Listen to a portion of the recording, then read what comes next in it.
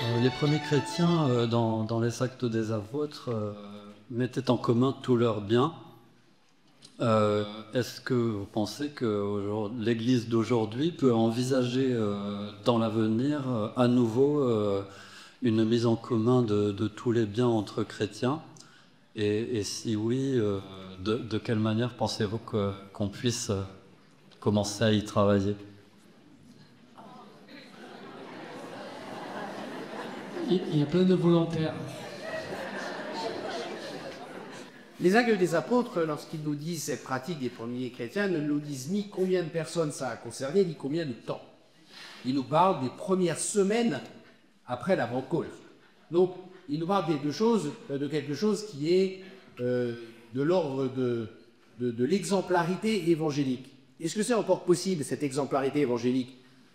J'espère que oui, parce que je serais surpris de découvrir que les frères et les sœurs de la famille Saint-Joseph vivent autre chose. De même de tous les religieux, et j'en ai beaucoup dans mon diocèse. Donc c'est un choix éthique qui est encore très ordinaire et très courant dans notre Église. Il n'y a rien de disparu dans le temps. Frère Père Élie, rassurez-moi, c'est bien ce que vous vivez, vous? J'espère, oui. Bon, ben voilà. Donc, oui, bien sûr que c'est possible de vivre cette mise en commun avec une telle radicalité. Après ça, est-ce que c'est votre appel à vous? Pas à vous de le discerner. Vous voyez, il n'est nulle part écrit dans aucun texte ni de l'écriture de la tradition que c'est l'unique mode de vie possible pour tout disciple de Jésus. Non. Interpréter de cette manière les actes des apôtres serait une interprétation tout à fait excessive. Mais que ce soit un appel à l'exemplarité évangélique qui ait existé à l'époque des apôtres et qui existe encore aujourd'hui, oui, évidemment. Je voudrais revenir sur ce que vous venez de dire. On est en France et on nous admire pour nos acquis sociaux, pour notre solidarité. Ne croyez-vous pas tous que, eh bien oui, nous avons à notre façon fait comme les apôtres, mis une partie de notre travail en commun, pensé aux plus pauvres.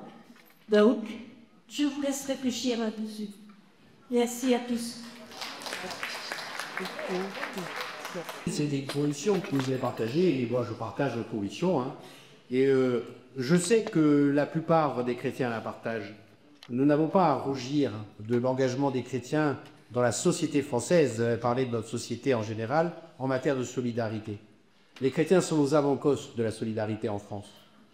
Non seulement dans les structures de solidarité qui sont d'église, Secours catholique, Ordre de Malte et tout ça, mais aussi dans les structures profanes, Restos du Cœur et tant d'autres.